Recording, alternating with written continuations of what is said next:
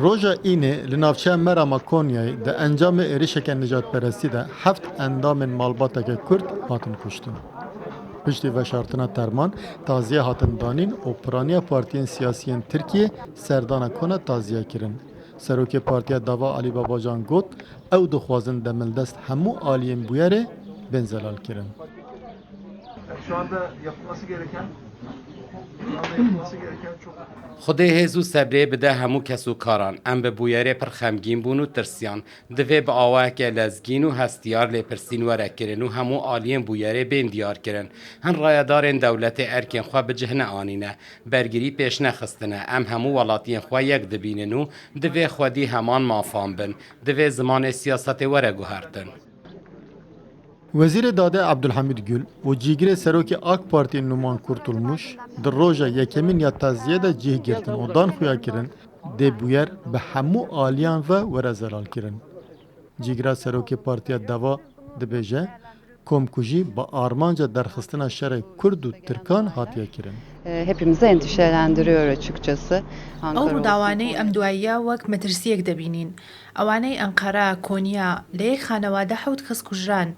ئەوەی ئێمە زۆر ئازار دەدا پێشتریش ڕووداوی لەو شێوەیەمان بینیوە. هیچ کات ئەم شەڕپێفرۆشتنە ناگاتە ئامانجی خۆی. یەکێتی نێوان کورد و ترک بە هیچ شێوەیەک زیانی پێناگات. دەبێت ئێمە بە هوشیاریەوە مامەڵە بکەین. Hepimizin birlikteliği. Hevserokê HDP Mithat Sancar jî di serdanê de bal kişand di ser êrişên demên dawî ku di çarçoveya plana aloziya mezin de tên kirin. Partiyên Kurdistanê din xuya kirin kom ku jî girêdayî sîstema dagirkerî û talankirina malê Kurdan e. مرۆڤ êrişê howana nikare bes êrişên wekê nîjadperestê normal binirxîne.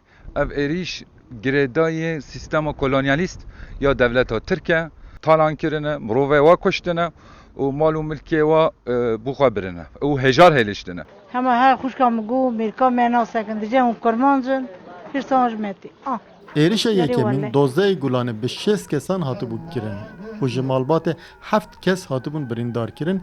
Kesên wek berpirsên êrişê hatibûn zindan kirin piştî demeke Kurd hatibûn berdan. Tenê du kes di zindanê de mabûn. Xizm û parêzerên malbatê dibêjin ew helwesta dadgeh û zimanê desthilatê wêrekî daye êrişkarin û ji ber vê malbata Kurd hatiye armanc kirin. Olmadı.